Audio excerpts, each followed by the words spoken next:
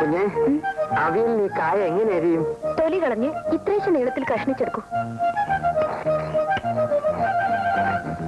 അരി എന്തോ നോക്കൂ.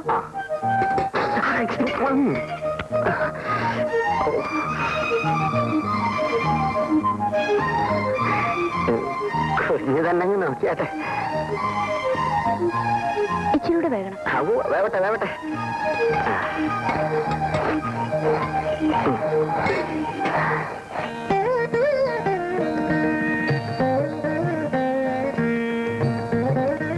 സുഗുണേന്ദ്ര, താൻ ആള് കൊള്ളാലോടോ. സമയം തീരെ ഇല്ലാതെ പോയി. അല്ലെങ്കിൽ എന്തെങ്കിലും കൂടിയൊക്കെ. ഇനിയും വിഭവങ്ങളോ? ഇത് തന്നെ വളരെ കൂടുതൽ. എല്ലാം തിടുക്കത്തിലായിരുന്നു. കറികളൊന്നും ശരിയായിട്ടുണ്ടാവില്ല. ഇതിനേക്കാൾ നല്ല കറികളോ? ഉഗ്രൻ ഉഗ്രൻ. അത് സാർ ഒരു പങ്ങാക്ക് പറഞ്ഞാണെന്ന് എനിക്കറിയാം. അങ്ങനെയല്ല സുഗുണേന്ദ്രൻ, ഇത്രയും നല്ല കറികൾ ഈ അടുത്ത കാലത്തൊന്നും ഞാൻ കൂട്ടിയിട്ടില്ല. എന്തൊരു സ്വാദാണ്. സാറിന്റെ സന്മനസ്. ഏതായാലും അമ്മ വരുന്നവരെ ഈ പരിപാടി അങ്ങ് നീങ്ങട്ടെ. ബാക്കി കാര്യം അത് കഴിഞ്ഞാലോചിക്കാം.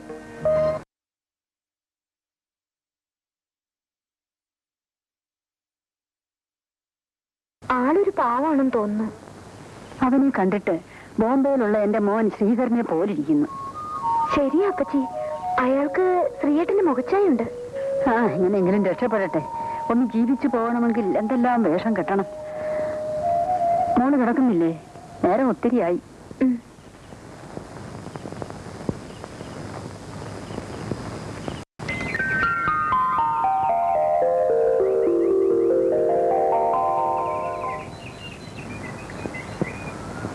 സുഗുണേന്ദ്ര,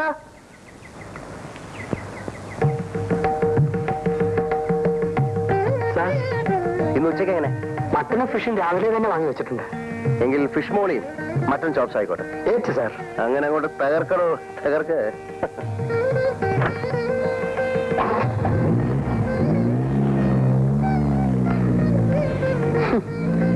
ഫിഷ് മോളിയും മട്ടൻ ചാപ്സും.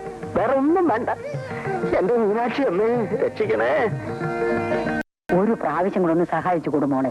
ആ നിൽപ്പ് കണ്ടില്ലയോ? അയ്യോ അപ്പച്ചി, എനിക്ക് ഓഫീസിൽ പോണ്ടേ. സാരമില്ല മോളെ, പോകുന്ന വഴിക്ക് ഒന്ന് കയറി ശരിപ്പെടുത്തി കൊടുത്തിട്ട് മോള് പൊയ്ക്കോ.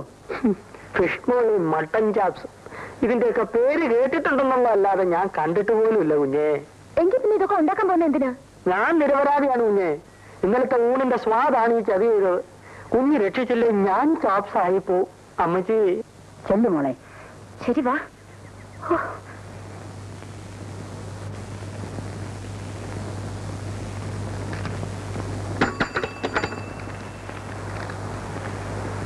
ഗീത വരാൻ പറയും. അവരിതുവരെ വന്നില്ല സാർ. മണി 11 ആയല്ലോ. ഇനി വന്നില്ലേ? ഇല്ല സാർ.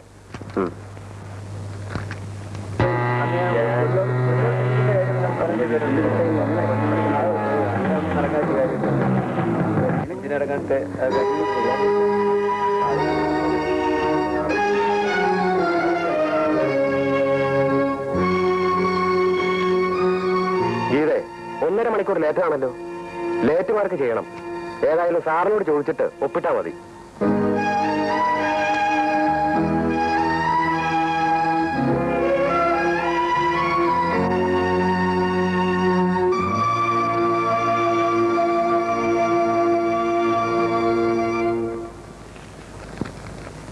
ഗീത വന്നില്ലേ? വന്നു സാർ. വരാൻ പറയൂ.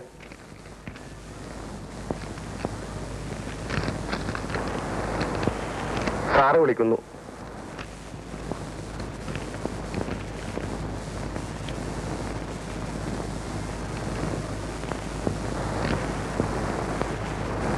ക്ഷണിക്കാൻ വേണ്ടി കാത്തിരിക്കുകയായിരുന്നോ? എന്താ താമസേ? ചോദിച്ചിട്ടില്ലേ എന്താ താമസെന്ന്? വീട്ടിൽ നിന്ന് പോരാൻ കുറച്ച് വൈകി. വൈകിയെങ്കിൽ വീട്ടിൽ തന്നെ ഇരിക്കണം. ഇത് സർക്കാർ ഓഫീസാണ്. അണിഞ്ഞൊരുങ്ങി എപ്പോഴെങ്കിലും ഇങ്ങോട്ടാ പോരാ. കൃത്യസമയത്ത് ഉദ്യോഗം ഭരിക്കാൻ ഇറങ്ങിയിരിക്കുന്നു. ഇന്നിന് നിങ്ങൾ ജോലി ചെയ്യണ്ട. ലീവ് എഴുതി കൊടുത്തിട്ട് പോകും. ലേറ്റ് മാർക്ക് ചെയ്താൽ മതിയെന്ന് സൂപ്രണ്ട് പറഞ്ഞത്. അത് സൂപ്രണ്ടല്ല നിശ്ചയിക്കേണ്ടത്. പോണം. പോയി ലീവ് എഴുതി കൊടുത്തിട്ട് പോയിക്കോളൂ. കരച്ചിലൊക്കെ വീട്ടിൽ ചെന്നിട്ട് മതി. ഇവിടെ വന്ന് കാണാൻ ആരുമില്ല. പോണം.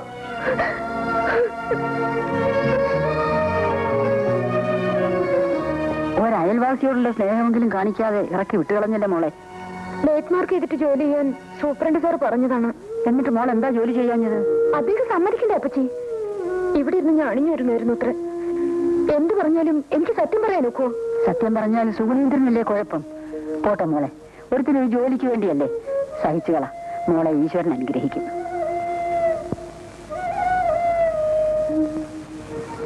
നിങ്ങൾക്കെല്ലാവർക്കും ഒരേ അഭിപ്രായമാണെങ്കിൽ പിന്നെ ഞാൻ എന്ത് പറയാനാണ്? ഒന്നും പറയണ്ട, ഈ കാര്യത്തിൽ ഞങ്ങൾ എല്ലാരും ഒരേ കക്ഷിയാ. പക്ഷേ ഞാൻ വേണുവിനെ ഇവിടെ വിളിച്ചു നിർത്തിയത് രാധയെ വിവാഹം ചെയ്തു കൊടുക്കുവാൻ വേണ്ടിയായിരുന്നു. അത് നടക്കില്ലെന്ന് ഞാൻ അന്നേ പറഞ്ഞില്ലേ? എനിക്കത് ഇഷ്ടമല്ല, രാധയ്ക്ക് ഒട്ടും ഇഷ്ടമല്ല. അതെനിക്ക് നല്ലപോലെ ബോധ്യപ്പെട്ടിട്ടുണ്ട്. ഞാനൊന്ന് ചോദിച്ചോട്ടെ, അവരെന്താ കേട്ടാ മോളെ കല്യാണം കഴിച്ച് അങ്ങോട്ട് അയക്കാമെന്ന് കരുതുന്നത്?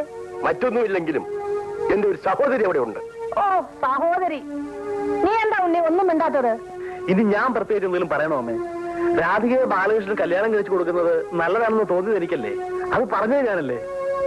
അങ്ങനെയാണെങ്കിൽ രാധികയ്ക്കും ബാലകൃഷ്ണനും സമ്മതമാണോ എന്ന് മാത്രം അന്വേഷിക്കാൻ മതി. ബാലകൃഷ്ണന്റെ കാര്യം ഞാൻ ഏറ്റു. ഞാൻ തീരുമാനിച്ചാൽ അവൻ അനുസരിച്ചിരിക്കും. രാധികയുടെ കാര്യം ഞാൻ വെക്കുന്നു.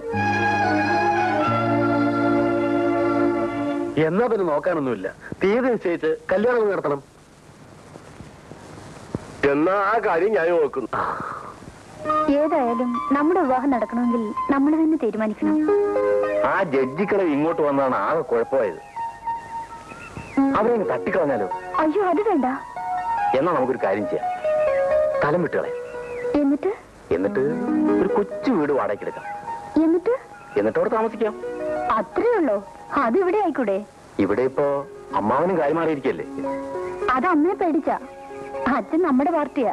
അമ്മാവൻ കാല് മാറിയാലും എന്റെ കൊക്കിന് ജീവനുണ്ടെങ്കിൽ മറ്റൊരുത്തും നിന്റെ കരുത്തി താലി കെട്ടാൻ ഞാൻ സമ്മതിക്കില്ല. നമ്മൾ എന്തോ ചെയ്യും? അവനെ ഇടിച്ചോടിച്ചിട്ട് നിന്നത് ഇങ്ങനെ പൊക്കി എടുക്കൊണ്ട് പോകും.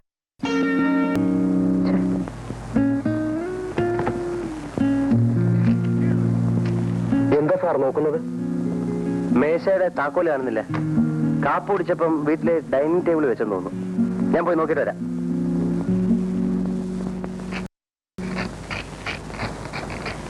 സബോള വട്ടത്തിലരിയോ? വട്ടത്തിലരിഞ്ഞാലും നീളത്തിലരിഞ്ഞാലും എന്താ ഈ കുഞ്ഞ വ്യത്യാസം? സവാള സവാള തന്നെയല്ലേ? ഓരോ കറിക്കും ഓരോ രീതിയിലാണ് അരിയേണ്ടത്. അതാണ് അതിന്റെ ചിട്ട. ആഹാ, വട്ടത്തിലേക്ക് വട്ടത്തിൽ. ദാ.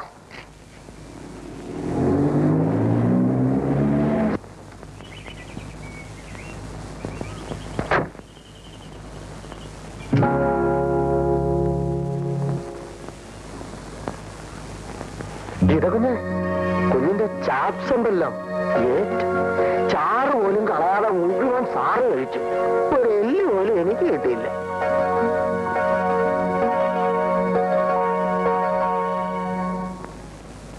നിങ്ങള് കാരണം എന്റെ ജോലി പോകുന്ന തോന്നുന്നത്.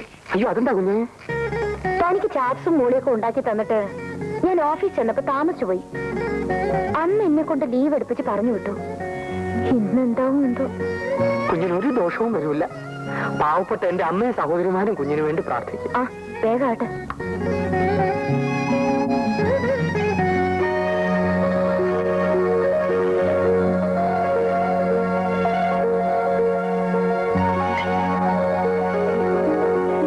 വട്ടത്തിലരിഞ്ഞു. എന്റെ മുന്നിൽ സാറേ, സവാള സവാള.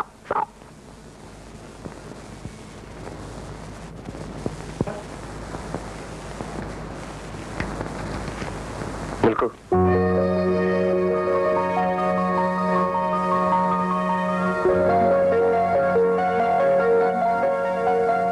ക്ഷമിക്കണം.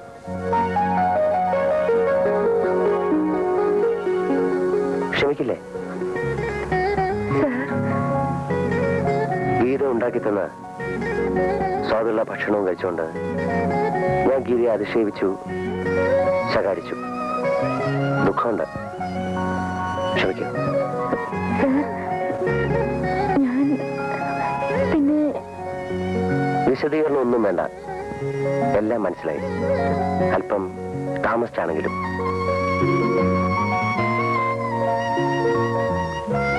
ഇത് നീ ഭയങ്കരമായി എന്നെ തോൽപ്പിച്ചു കളഞ്ഞു. പൊയ്ക്കോളൂ.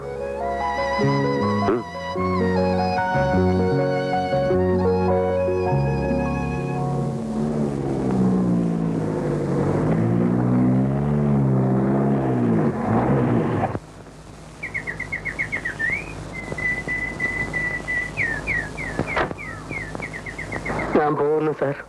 ഇത് അടുക്കളയുടെ താക്കോൽ. ഈ ഫിഷ് മോളിയും മട്ടൺ ചോപ്സും ഉണ്ടാക്കുന്ന എങ്ങനെയാണെന്നാ പറഞ്ഞേ? ശവത്തി കുത്തുന്നു സാർ. മടങ്ങി വന്ന് മടലൊടിച്ചടിക്കുന്നത് ദൈവദോഷമാണ് സാർ. താനെ വിട്ടിയാക്കി അല്ലേ? തന്നെ അങ്ങനെ വെറുതെ വിടാൻ നിശ്ചയിച്ചിട്ടില്ല. അയ്യോ, എന്നെ പോലീസിൽ എത്തിക്കല്ലേ സാർ. ഒരു കുടുംബം വഴിയാധാരമായി പോകും സാർ. കേടാത്ത സാർ, അയ്യോ സാർ.